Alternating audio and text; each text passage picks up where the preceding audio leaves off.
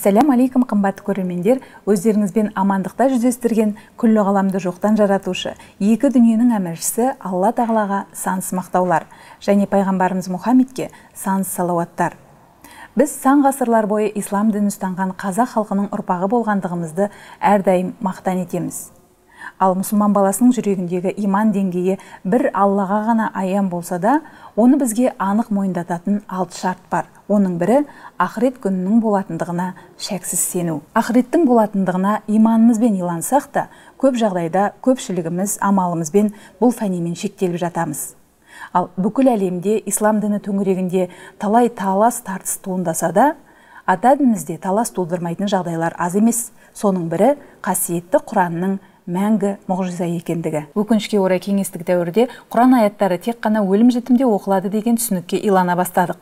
Бүгінде сол ойдан арыла алмай жүргендеріміз қаншама. Ал ақиқатында қасиетті Құран ол Қытайда да Құран. Сөзіміз дәлелді болу үшін біз бүгін студиямызға көршілес аспан асты еліндегі қандас бауырымыз Назира Дөненбайқызын және Нұр Мүбәрак Ислам мәдениет университетінің студенті Күмісай Құланбаеваны шақырып отырмыз. Қымбатты ханымдар, қош келдіңіздер. Ассаламу алейкум рахматуллахи ва баракату. Назира ханым, атамекенге қош келдіңіз.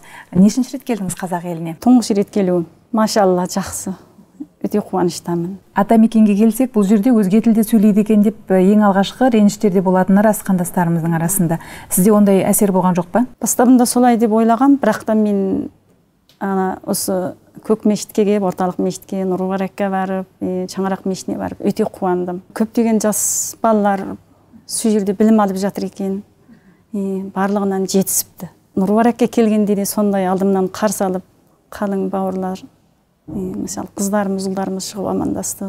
Барлығы да сондай сыпайы, сондай әдемі. Сізді эфирге шақыруымыздың бірнеше себебі бар. Соның бірі, не себепті сіз балаларыңыздың Құранды жаттап алуына мүдделі болдыңыз? Пайғамбарымыздың бізге мұрасы десек те болады. Біз оны әр кез ұмытып қалмауымыз дұрыс. Әрбір отбасы ата-ана болған. Біздің үлкен мойнымыздағы борыш, ұлымызды, қызымызды сол Аллах жолына тәрбиелеу біріншіден. Екіншіден, ислам жолында жүрген ұлы қыз өте бақытты.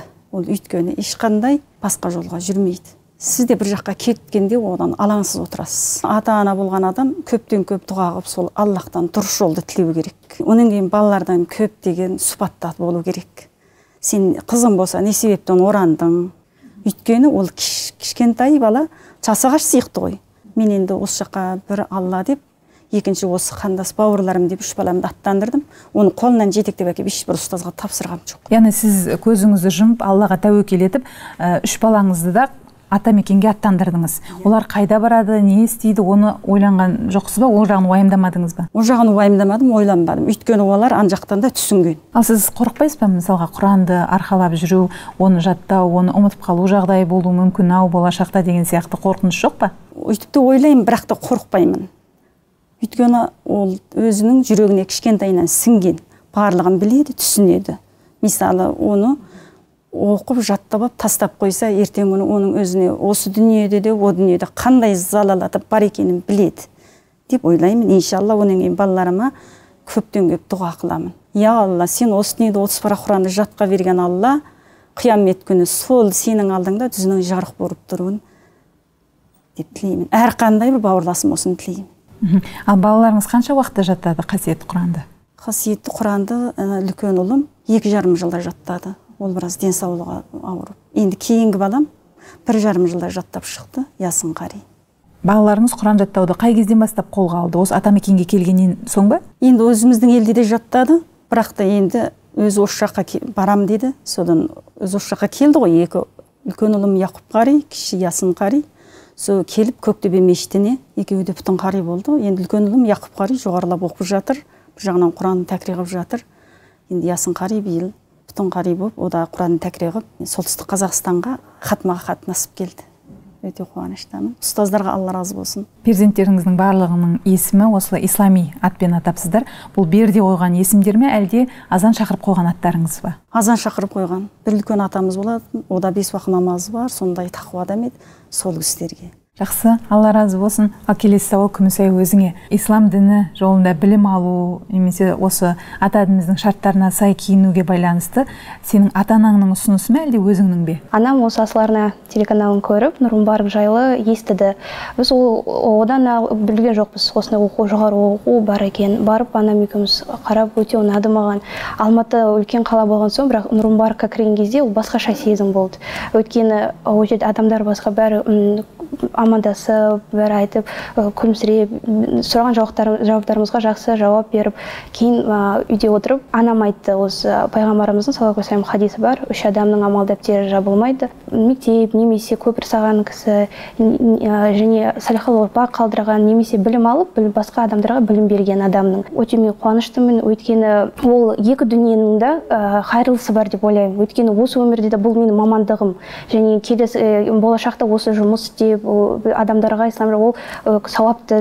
Қатарластарым, замандастарым сияқты жүргім келеді деген сондай ой болған жоқ па? Жас болған соң ол жастықта кетеді, бәрі де кетеді, бірақ өзін жақсы ізгі амалдар қалады деп ойладым. Негізі осы Алла тағала хиджабты киюіне бұйрық берген соң, ол әр адамға ол өзінің бір қайырлысы деп ойладым. Ата-ана маған қолдау жасады. Менің ортам, өзім мектепте ешкім намаз оқымай, хиджаб тақпайтын болса да, бәрібір олар исламға жақын болған еді.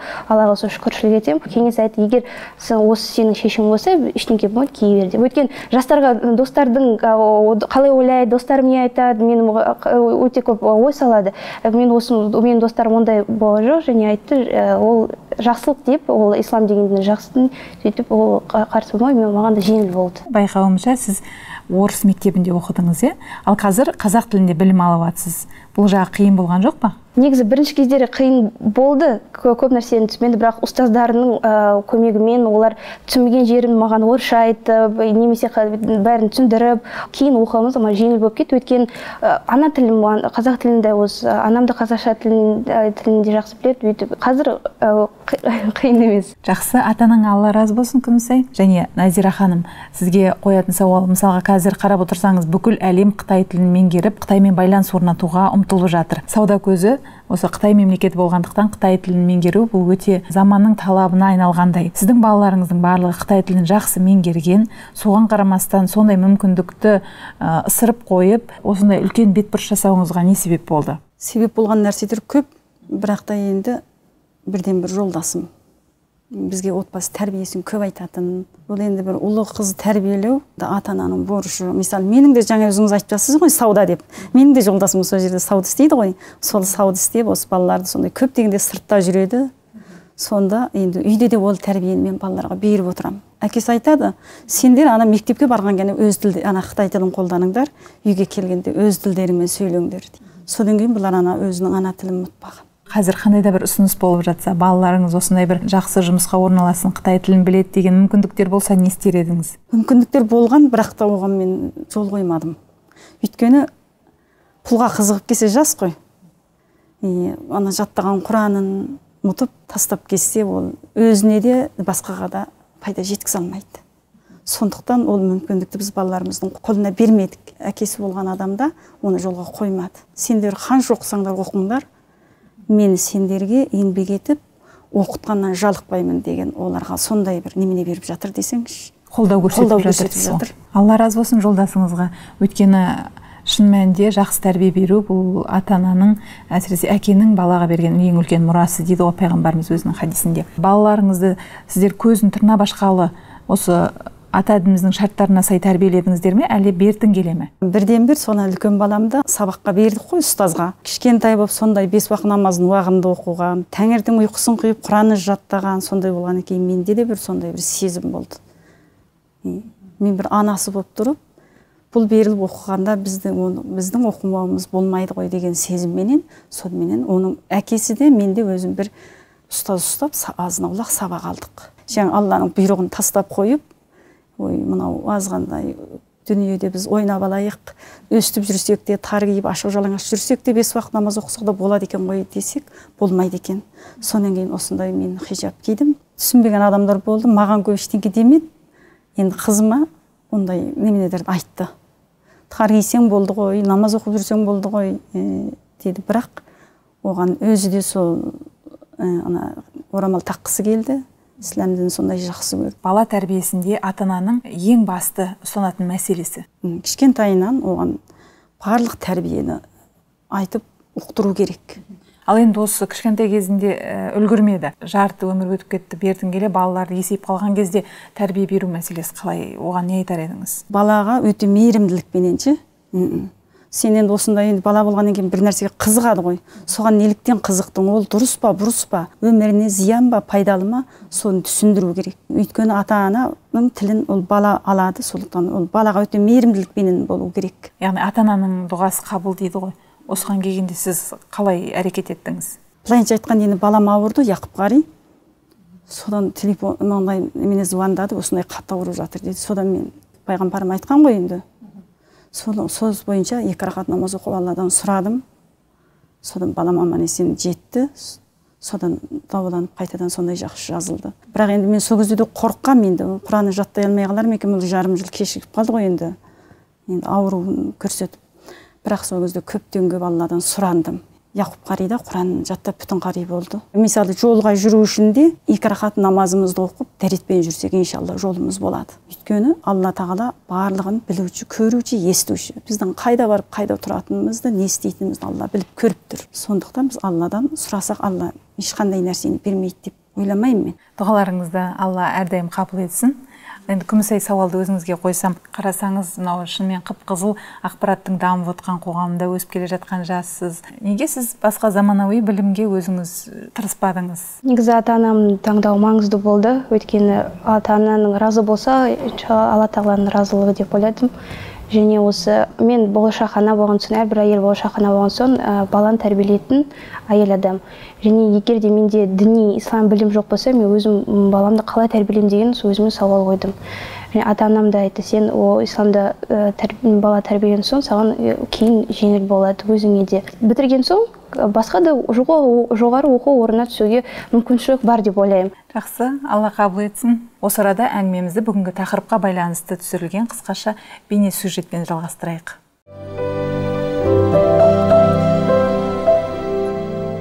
Ұлы мақсатым болған ол Құран кәрім. Яғни осы Құран кәрім Алла тағала біздің күллі адамдар мен жындарға түсірген Құран кәрімді, яғни оны түсіну, түпнұсқадан түсіну, яғни басқа тілде емес, осы араб тілінде түсіну. Сол үшін әлбетте араб тілін оқу керек деп ниетпен түстім. Альхамдулилля, ақырындап сол мақсатқа келе жатырмыз. Және де мысалы көріп жатырмын қазір қыздарда мысалы ата-аналары, туысқандары қарсы болып жатыр осы дінге, мысалы хиджаб киюіне. Мен отбасыма альхамдулилля, мысалы әсіресе папамның ол айтқан, мысалы мен де кішкентай жасымнан хафыздыққа бергісі келген. Иман деген журнал болды, басында сол журналдарды оқып, өзіме бұрыннан келе жатқан өзім сұрақтарыма жауап таба бастадым. Одан кейін ол исламдағы тазалықты, ол жерде жаңағыдай дін ғылымның анасы деп айтылған бар ғой, соған яғни барлық ғылымның арасында осы ислам діні ең жоғары тұратынын соны білдім. 8-ші сыныптан бастап мен сол газетке, ислам өркениет газетке шыққан екен, осындай университет бар, соған мен сол жерге түсіп, сол кезден бастап өзім армандадым. Алифті әріп деп таныған әрбір мұсылман баласы үшін білім жолына түсу ең асыл мұраттардың бірі. Сондықтан ата-бабаларымыз кезінде айшылық алыс жерлерден білім іздеген болса, бүгінгі ұрпаққа оқу мүмкіндіктері Алланың қалауымен әлде қайда жеңілдеген. Өйткені жерлердегі медреселерді айтпағанда, Нұр Мүбәрак Египет Ислам мәдениеті университеті ТМД елдері бойынша ең еңселі ислами жоғары оқу ордасы деген атқа әбден лайық. Бұрын кеңестер одағындағы болған республикалардың іштерінде осы ислами білім жөнінен біз алдыңғы қатарда деп айтуымызға болады. Сенімменен, себебімен осы республикалардың ислами оқу орындарымен тығыз байланыстамын. Олардың жиындарына жиі қатысып тұрам, конференцияларына қатысам, базаларын көремін. Маман ретінде осылардың қалай жақсартуымыз керек, оқу жүйесін заманға қалай лайықты қылуымыз керек, сәйкестіруіміз керек деген мәселелер жөнінде көп кеңесеміз. Қазір университетте 760 студент болса, оның 10% ғылыми салаға бет алған, яғни магистр, докторантура бағытында мемлекеттік грант иегерлері. Университеттегі 80-нен аса ұстаздың жартысынан көбі Мысыр мен Қазақ еліндегі ғылыми дәрежелі мұғалімдерден жасақталған.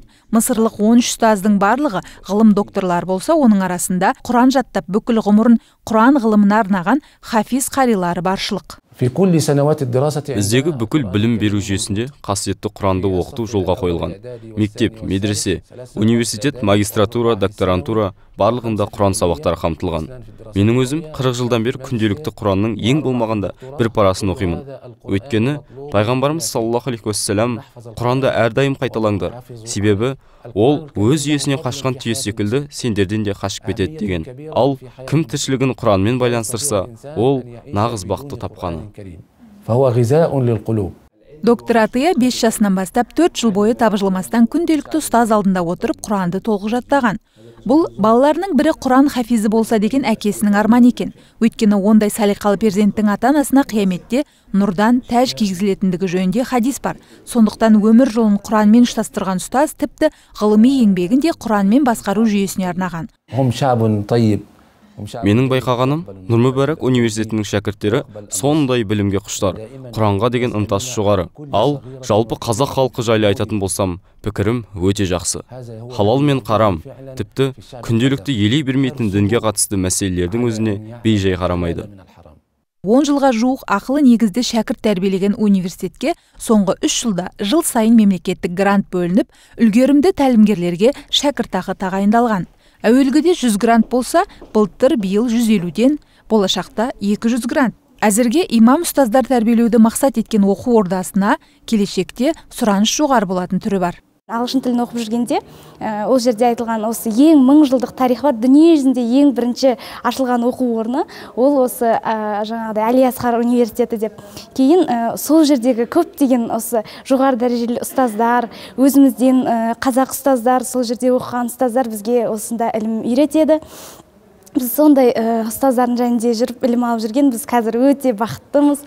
Сосын, яғни қыздардың арасындағы бір-біріне деген сыйластық, бір-біріне егер біреу білмей жатса, білгендерін үйретеді. Және де осы орталық Азияда ислам университеті болып тұрғанына лайық университет деп айта аламын, және өзім мақтанамын осында оқып жүргеніме, және Аллахқа шексіз шүкіршілігімді білдіремін.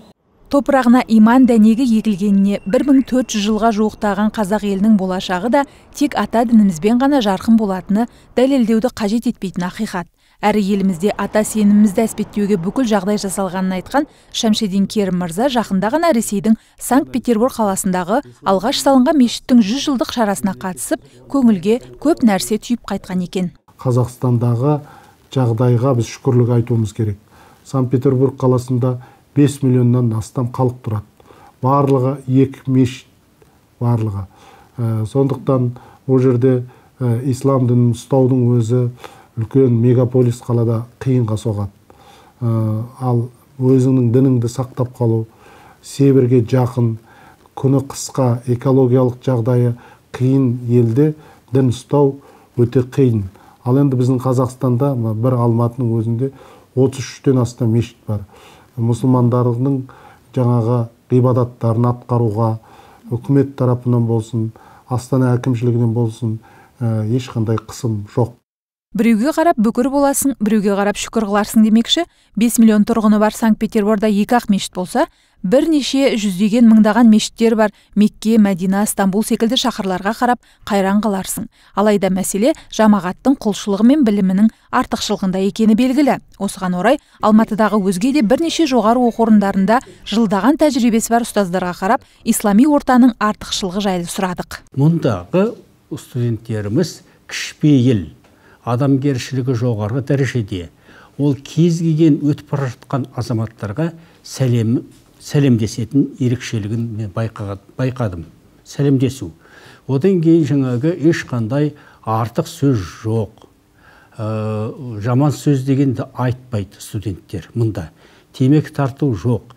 Басқа жат қылықтардың ешқайсымен мұнда көрген жоқ. Бұдан түйін ислам дінінің ерекшелігі деп өзім сезінемін. Нұр-Мүбәрак сияқты университетте оқитын балалар басқа діни емес университеттегі балалардан айырмашылықтары ерекше көрініп тұрады. имандылығы, иман жүзділігі, сөйлеген сөздеріндегі үлкендерге деген құрметі, ұстаздарға деген құрметі, бір-біріменен сөйлесуі, сыйласымдықта үлкен айырмашылық бар. Иә, иман Алланың адамға берген теңдессіз сыйы болса, тақуалық мұсылманды екі дүние игілігіне бөлейтін жетістік. Ал осының барлығы білім алумен тікелей байланысты. Өйткені кімде-кім білім жолына түссе, періштелер де оның табанының астына қанатын жайып, күллі жаратылыс оған жарылқау тілеп, Алла тағала да білім іздеушінің жәннатқа бару жолын жеңілдетпек. Білімді әрбір ер балаға, ер адамдарға парыз болған сияқты, әйел кісілерге де ол парыз етілген. Яғни, мысалы, талабул ильми фаридатун аля кулли муслим ва муслиматун деген сияқты, яғни әйел кісілеріміз де, қыздарымыз, қазақ қыздарымыз білімді, білікті, сонда өнегелі болған қалаймын.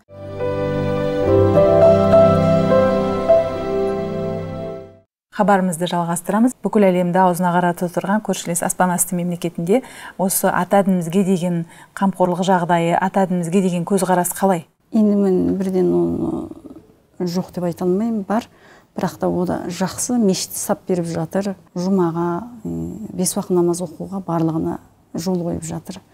Бірақ та енді біз фитнәні өзіміз мұсылманбыз деп өздеріміздің арамыздан осындай болып жатқандықтан ислам дінін жек көрсетіп қойып жатыр. Азғантай оқып алады да, содан барлық әгі бөлім ағымға бөлінеді. Бір күн ұрыс болса 40 күн береке кетеді деген атамыз қазақ айтқан.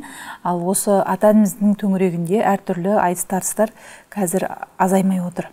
Ал енді осы жағдай саған кері әсерін бермей ме? Мысалы, отбасыңа, ата-анаңа? Негізі мен Нұр Мүбарак ислам университетіне оқып жатқан соң білімнің ақиқат білім алып жатқан жеңіл болып жатыр. Мен кейбір сұрақтарға ата-анама да айтамын, егер де бір түсініспеушілік болса, сол үшін егер бұл фитнаның басты себебі бұл білімсіздік деп ойлаймын. Және ақиқат білімді алу үшін бізде Қазақстанда барлық жағдай жасалынған білімді мамандар бар бізде. Біздің өзім Нұр Мүбаракқа келетін болсақ, докторлар, профессорлар біз сабақ береді. Өткен пайғамбарымыз саллаллаху алейхи ва саллям айтқандай, исламды ғұламаларда деп.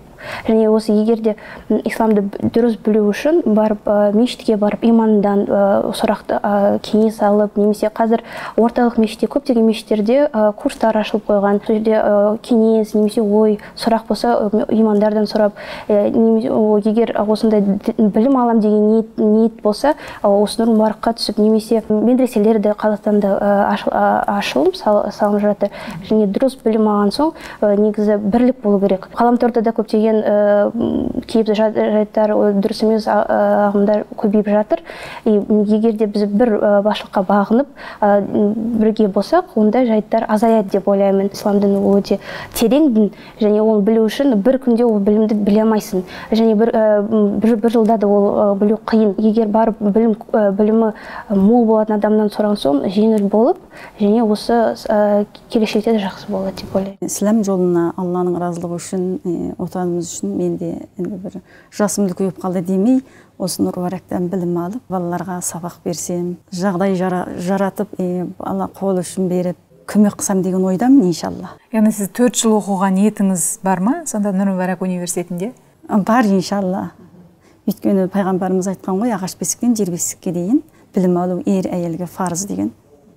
Сондықтан иншалла мен оқимын деген ниеттемін. Алла тілегіңізді қабыл етсін. Енді Күмісай, жаңа өзің айттың, өскен ортам, бірге жүрген ортам осы ислам шарттарына сай киінуіме қарсы болған жоқ деп.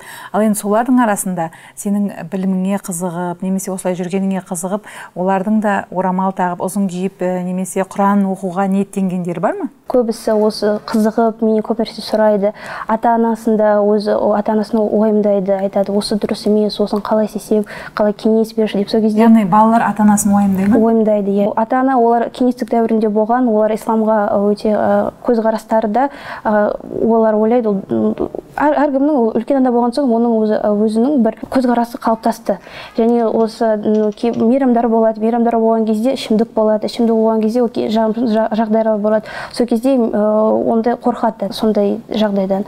Замандастарым, құрбыларым. Сол үшін қалай мен қонаққа шақырады, бір мейрам болса, маған осы айтып берсін. Мен негізі қазір енді ислам жолында бастап келе жатырмын, енді білім алып жатырмын. Көп нәрселерді әлі үлкен адамдарға оларға түсіндіру қиынға соғады. Сол үшін ата-анам шақырамын, ата-анам келіп олармен әңгімелеседі. Олар бет бұрып намаз оқиын деп бастап жатыр. Бірақ хиджаб кию мәселесі олар жоғары оқу орған соң, ол жерде жас болған соң қиынға соғады. Бірақ иншалла мен ойлаймын, уақыт Алла тағала жүрегін ашып, егер білім алып, оны білім алған соң өзі де ол соған жаймен келеді деп ойлаймын. Көптеген орта, әсіресе әйел затының жүрген жері, қыздардың жүрген жерінде бақталастық немесе пендешілік жағдайлар өте көп кездеседі ғой. Сіздер қанша дегенмен жассыздар, топтарыңызда қаншама қыздар бар, әртүрлі отбасынан келеді, әртүрлі тәрбиемен келеді.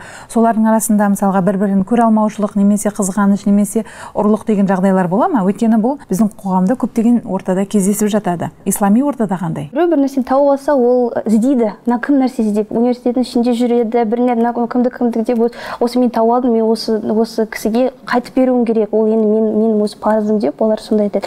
Ұрлық деген мәселе ондай бізде, Аллаға шүкір, ондай жоқ.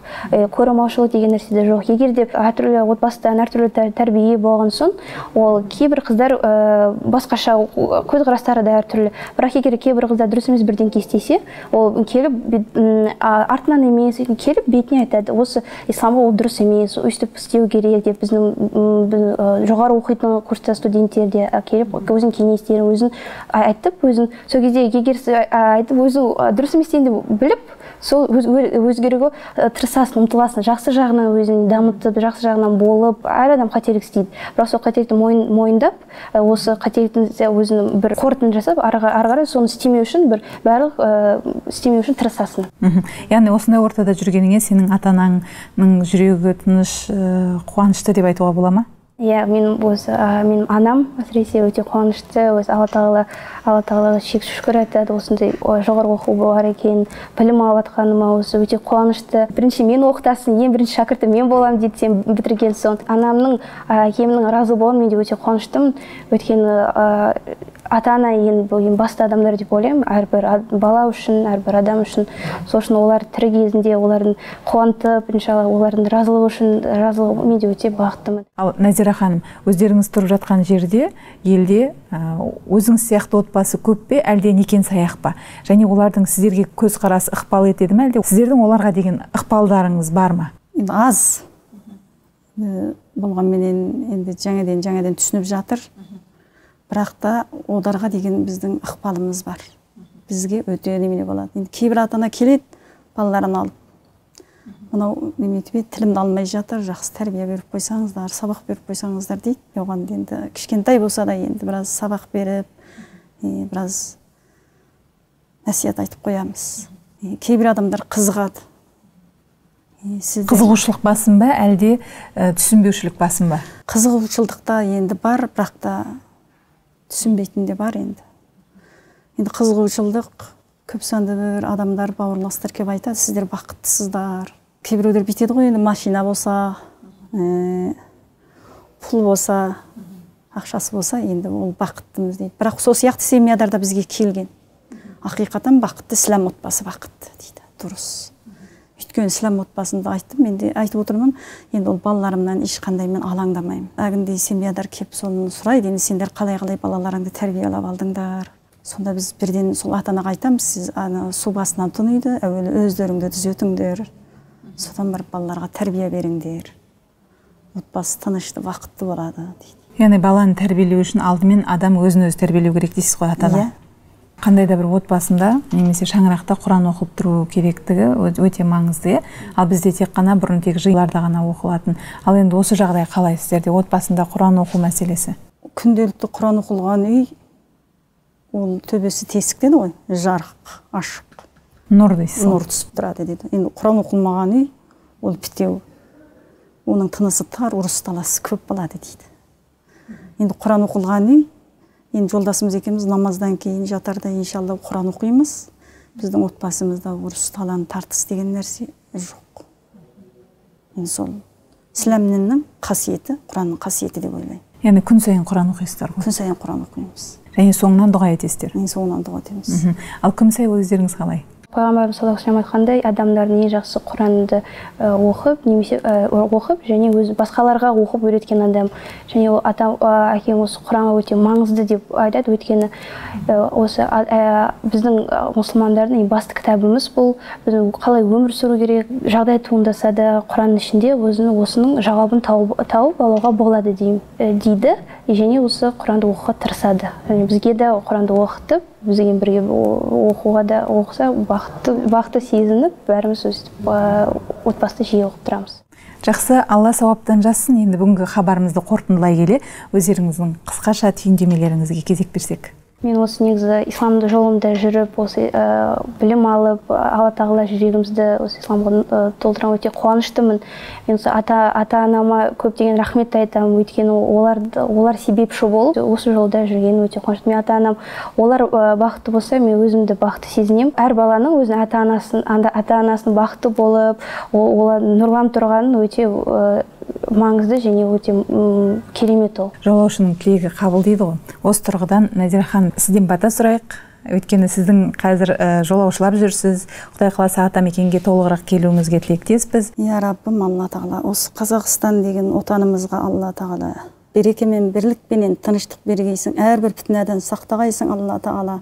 Мұсылман бауырластарымыз көбейіп, бір-біріне деген мейірбан Алла, мейірбандылық беріп, бір-біріменен қауышып, шын ниетімен Алла сенің разылығың үшін пайғамбарымның сүннәтіменен келіп бір-біріменен амандасып, сұхбатта болып, осындай кезігуді Алла әрқандай бір осыны жақсы көретін мұсылманға Алла нәсіп еткейсің. Балаларымның ұстазына және Қазақстан әрбір дін басына, әрбір іс басында отырған бауырластарымыз тура жолды түсініп, қиямет күніне және осы дүниеде жүздері жарық болып, мәртебелі болуын, және отанымыздың сондай тынышты бақытты мәртебелі болуын Аллахым нәсіп еткейсің. Алла жарылқаған құлдарыңмен тең жарылқап, бізге байлық пен береке, тыныштық пен имандылық пен ізгілік нәсіп еткейсіз. Аллаху акбар.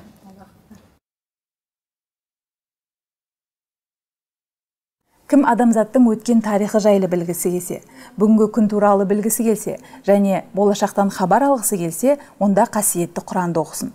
Ал тіпті өлімнен кейін өмір бар екендігіне күмән келтірген адам Құран оқысын. Пайғамбарымыз Мұхаммед, оған Алланың игілігі мен сәлемі болсын, өзінің бір хадисінде Құран оқымаған адамның денесін қираған үймен теңеген. Ал күллі әзәзіл малғұн атаулы қираған жерге әуес екендігін өздеріңіз жақсы білесіздер. Ендеше әрбір шаңырақта азан дауысымен ақ пен қараны ажыратып, тура жолды көрсетер қасиетті Құран оқылу үзілмесін. Әрдайым амандықпен жүздесейік. Сіздерге Алланың сәлемі мен игілігі болсын.